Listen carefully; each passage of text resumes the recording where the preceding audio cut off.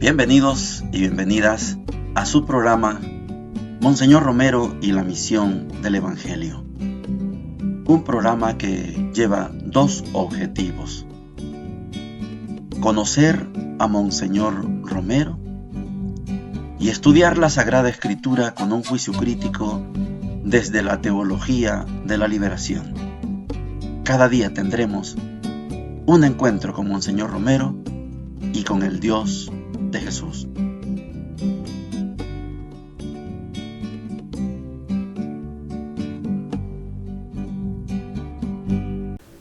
Hola, ¿qué tal? Este es su programa Monseñor Romero y la misión del Evangelio. Ayer tuve una muy linda experiencia en la parroquia San Antonio Abad. Quiero reiterar mi cariño, mi aprecio, mi valoración por esa comunidad parroquial. Una muy buena experiencia de proceso, yo digo ejemplar para otras parroquias, con limitaciones, por supuesto, como cualquiera, pero qué bonito sentirme parte de una comunidad parroquial. Un abrazo para todo San Antonio Abad.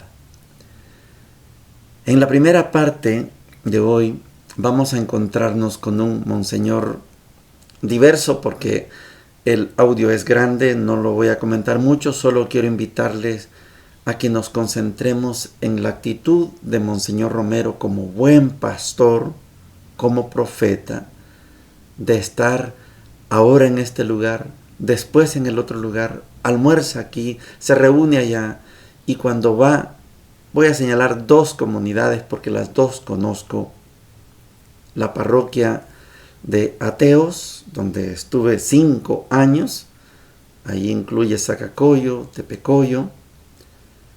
Fue una muy bonita experiencia, Monseñor la describe. Esta es una experiencia con el Padre Manuel Barca, lo conocí, las Hijas de la Caridad, que son hermanas de congregación, un trabajo fenomenal, sobre todo con la niñez y juventud.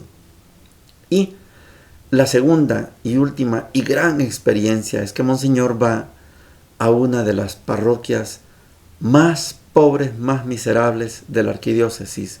Se refiere a la chacra.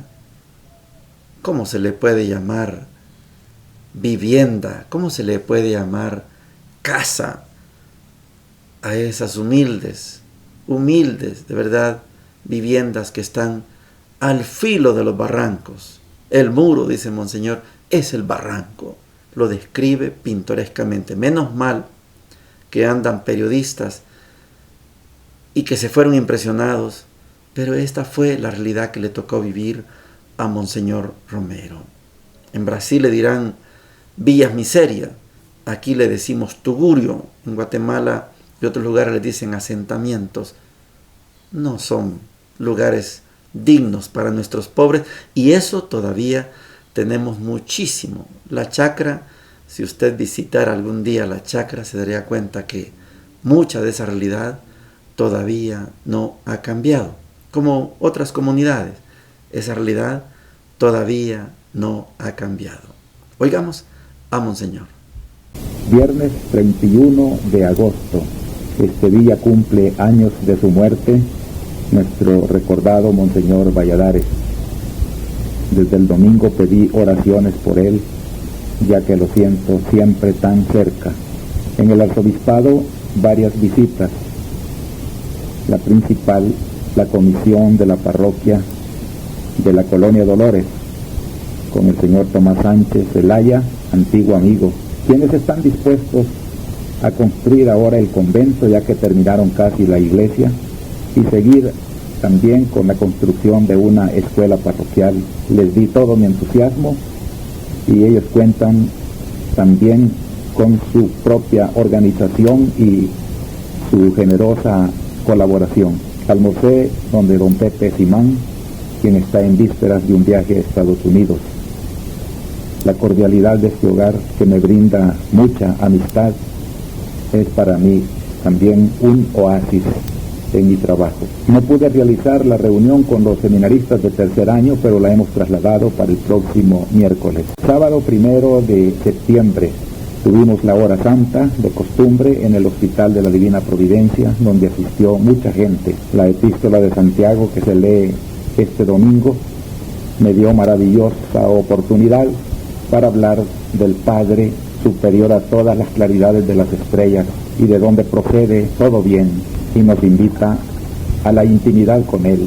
Hubo en la misa un bautismo que también aproveché para catequizar en el compromiso bautismal de los cristianos. Domingo 2 de septiembre. Con tiempo me había invitado el padre Manuel Loarca y las religiosas hijas de la caridad que trabajan en aquella región para celebrar una confirmación de jóvenes. Era inmensa la muchedumbre, no cabía en la iglesia y se tuvo que hacer en la escuela vecina. Estaban bien preparados y había verdadero entusiasmo juvenil, ya que la mayoría eran jóvenes de 15 años. Una ofrenda preciosa con canastos de los productos de aquella tierra, un ambiente de cordialidad y de alegría que nos hace pensar en lo bello que es una liturgia cuando de veras ha sido comprendida por la vida. Había muchas comunidades que reciben continuo cultivo de parte de aquellos agentes de pastoral, párrocos, religiosas y muchos laicos, verdaderos catequistas de serio compromiso. Lunes 3 de septiembre. Lo principal de este día fue mi visita a la Chacra, una región sumamente pobre donde trabajan las hermanas de la Asunción. La televisión suiza quería llevarse la impresión de la iglesia en todos nuestros sectores, y así como ayer estuvieron conmigo junto con otros periodistas mexicanos en Ateos, hoy estuvieron tomando varios aspectos de la vida miserable pero alegre y cristiana de esta comunidad de la Chacra.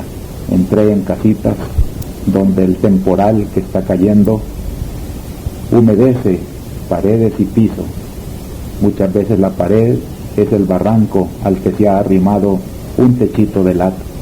Los periodistas iban sumamente impresionados de esta situación de miseria y de proliferación humana. Había muchos niños que salían de todas partes.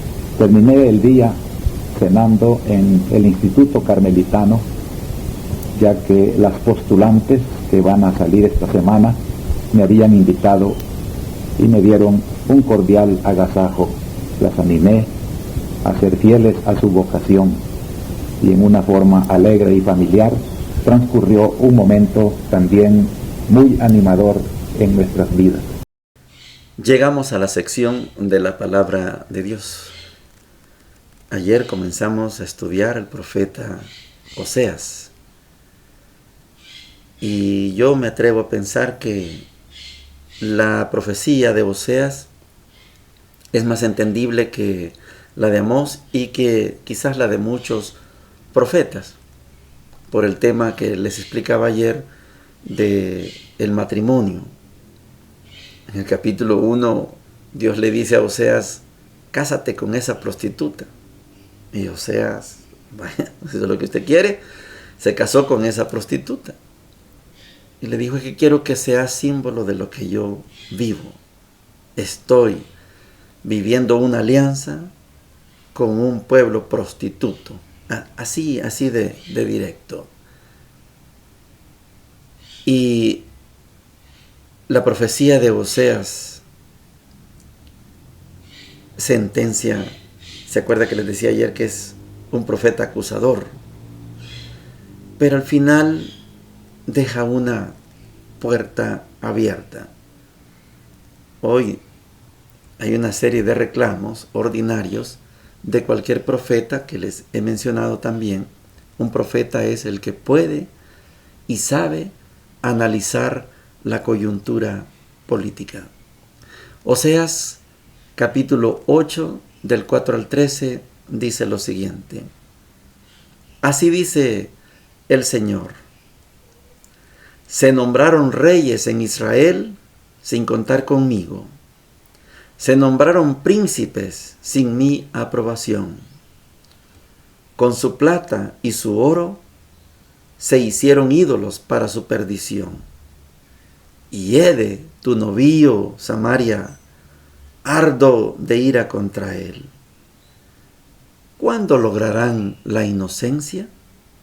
Un escultor lo hizo, no es Dios. Se hace añicos el novillo de Samaria. Siembran viento y cosechan tempestades. Las mieses no echan espiga ni dan grano, y si lo dieran, extraños lo devorarían. Porque Efraín multiplicó sus altares para pecar le sirvieron sus altares. Aunque les dé multitud de leyes, las consideran como de un extraño. Aunque inmolen víctimas en mi honor y coman la carne al Señor, no le agradan. Tiene presente sus culpas y castigará sus pecados. Tendrán que volver a Egipto. Palabra de Dios, te alabamos, Señor. No es mi costumbre, pero sé que muchos de ustedes tienen mi edad o un poquito más y se pueden acordar aquella canción que se llama Cabaretera. Vuelve al cabaret, cabaretera.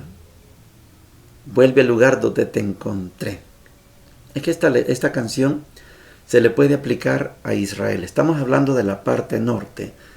Le habla Oseas al reino del norte, a Samaria. Ya vendrá la profecía contra el reino del sur. Ahorita estamos concentrados en la parte alta, en la parte del norte, Samaria. Es que hicimos un pacto, y el pacto, esa alianza, ese matrimonio entre Dios y el pueblo, no tardaron en romperlo. Se han nombrado reyes, príncipes, ¿y quién les autorizó?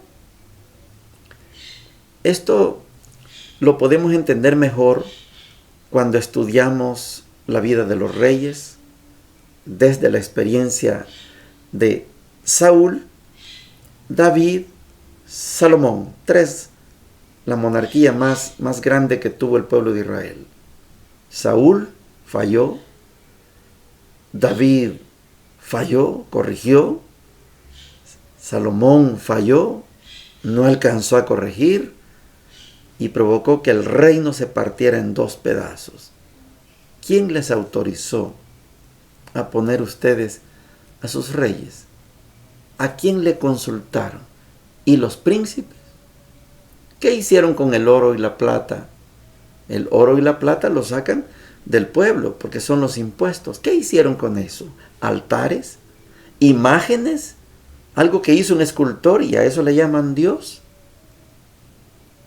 Cuando alguien de la iglesia no católica, hermanos no católicos, nos reclaman, señalan esto. Ustedes no tienen imágenes en sus templos. Y claro que tenemos muchas. Unas más, otras menos. Claro que hay un montón. Sí, pero esas las hicieron los hombres, sí. Esas imágenes no son Dios. La imagen de un Cristo crucificado no es Dios, es una imagen.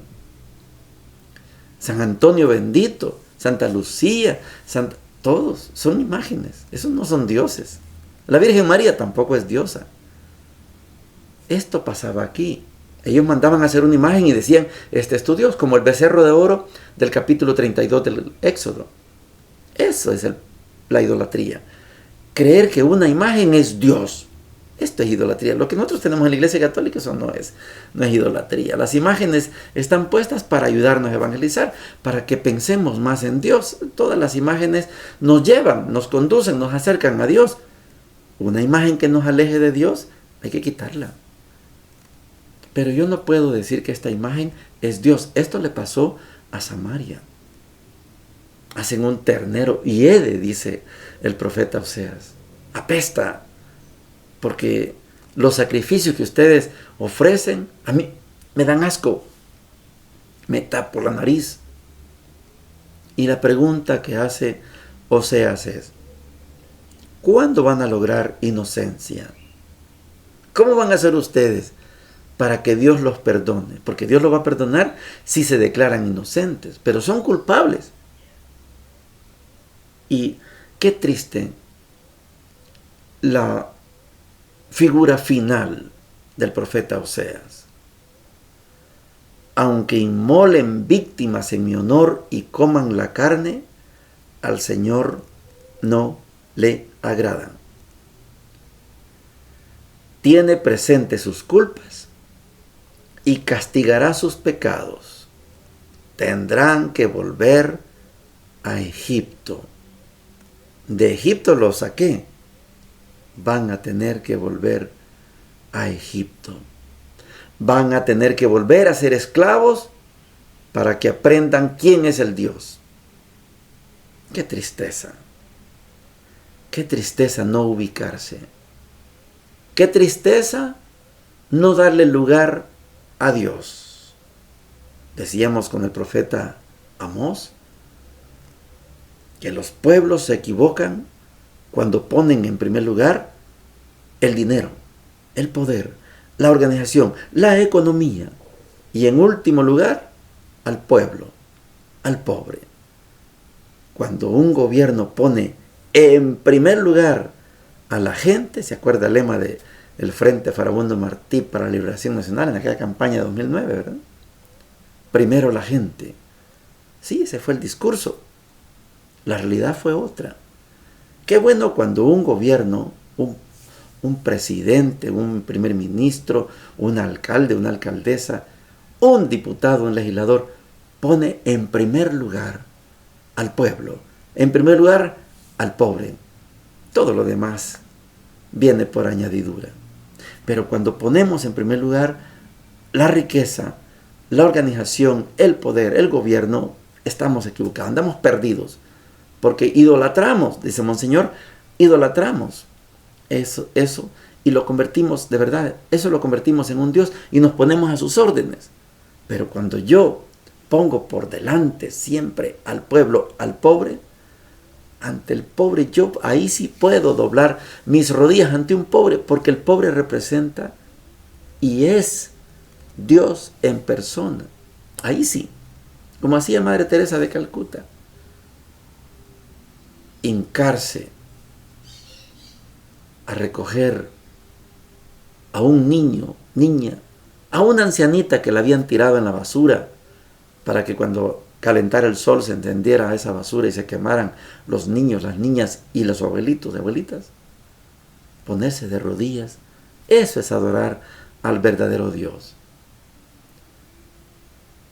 El profeta Oseas, como buen analista político que es un profeta, le está diciendo, busquen la inocencia, despréndanse de todo esto, conviértanse.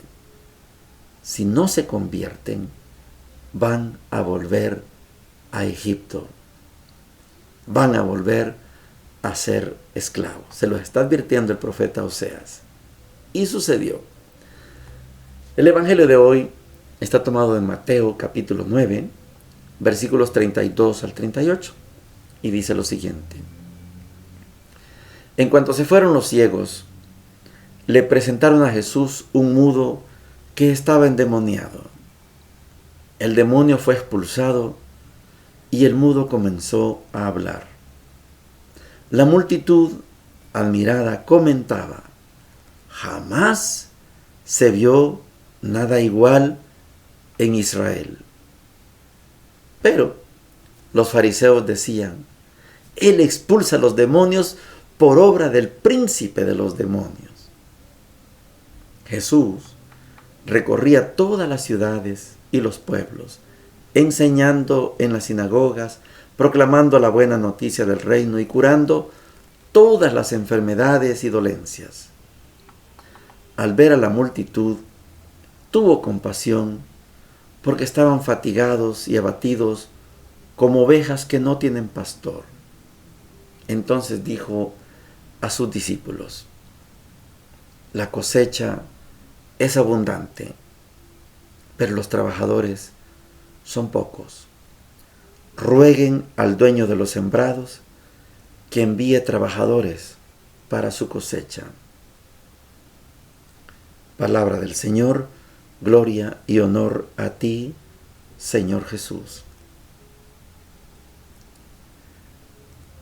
Reitero, para que nos quede más grabado de lo que yo entiendo que ya está, que Mateo, como nos presenta a un Jesús como nuevo Moisés, nos dio el sermón de la montaña, Mateo 5, 6 y 7, nos dio el capítulo 8, capítulo de milagros, para que vieran que el nuevo Moisés, igual que el antiguo Moisés, hace milagros. En el capítulo 9, Jesús se despega, se distancia de Moisés, porque Moisés no tenía poder. Jesús sí tiene poder. Moisés, todo lo que hacía, lo hacía en el nombre de Dios, y Dios es el que tiene poder, no Moisés. Y ahora, distinto a los otros evangelios, Jesús no tiene que explicar, miren, ahí andan diciendo que yo expulso los demonios por el poder del príncipe de los demonios. En Mateo no importa eso. En Mateo lo que importa es que Jesús tiene poder. No hay nada en el mundo que Jesús no lo pueda transformar. Se acaban de ir 2 ciegos. Ahora está un sordomudo, un mudo. En aquel tiempo, un enfermo, cualquiera que sea la enfermedad, fácilmente se le podía atribuir a un demonio. Está poseído, por eso no puede hablar. Se le metió un demonio, así se concebía. Hoy, un mudo es un mudo. Tuvo una dificultad en su oído, yo no soy médico, en su oído o en su paladar, y algunas veces con una operación, algunas veces con un aparato, bueno, se logra, pero en aquel tiempo un mudo era un endemoniado. Este expulsa a los demonios con el poder del príncipe de los demonios. Belcebú le pone en otro lado. Aquí no importa, y Jesús no le va a dar importancia que lo acuse, este expulsa los demonios por el poder de Belcebú. O sea, esto es verdaderamente lo que se llama el pecado contra el Espíritu Santo. Atribuirle al demonio lo que es de Dios. Esta primera parte de la perícopa es ejemplar en Mateo. Lo que importa es que nos demos cuenta que Jesús, sí, tiene poder. Y como tiene poder, ya superó al antiguo Moisés. Este nuevo Moisés, estamos hablando de San Mateo, tiene poder. Que piensen que es el poder de Belcebú, no importa. Tiene poder. Y la segunda parte, más delicada aún, porque Jesús se compadece de la gente. ¿Cómo hacemos para atender tanta gente? Hay que orar para que vengan más mensajeros, más misioneros y misioneras, a lo mejor más sacerdotes, más religiosas, más laicos comprometidos. Hay que orar. Esta gente anda como ovejas sin pastor. Son víctimas de los lobos. Necesitamos atender a este pueblo. Esta queja de Jesús es histórica. Llevamos 2000 años con esa realidad. Hay lugares en donde no llega nadie, ni católicos, ni evangélicos, ni musulmanes, no llega nadie. Atahualpa Yupanqui, al ver unas comunidades de alta miseria, en una canción que se la recomiendo, se llama El Payador Perseguido. Hay un género literario en Argentina que se llama payada, el payador perseguido. Dice, yo llegué a pensar, dice, he visto tanta miseria que yo llegué a pensar que por aquí Dios no pasó. Claro que pasó, pero es una figura poética de Atahualpa para decirnos, hay lugares en donde la gente no vive como gente. como lo que describía Monseñor Romero de la Chacra. Y yo sé que hay otras comunidades también, y son de los que nos tocó ver aplastados por los derrumbes, porque les cayó un muro, les cayó un paredón, porque no son viviendas dignas. Por ahí, como que Dios no pasó, diría Atahualpa. Por ahí no llegan los diputados, los alcaldes, el gobierno. Son ovejas que no tienen pastor. Y va a seguir la queja de Dios, porque siempre habrá lugares donde no llega ningún pastor. Ayer, estudiando el tema con San Antonio Abad, precisamente hablábamos de eso, y algunos de los participantes, ante los interrogantes, porque el tema de ayer fue muy demandante, ante los interrogantes, ellos reconocieron, sí, es cierto, hay colonias que nosotros no las visitamos, no las conocemos.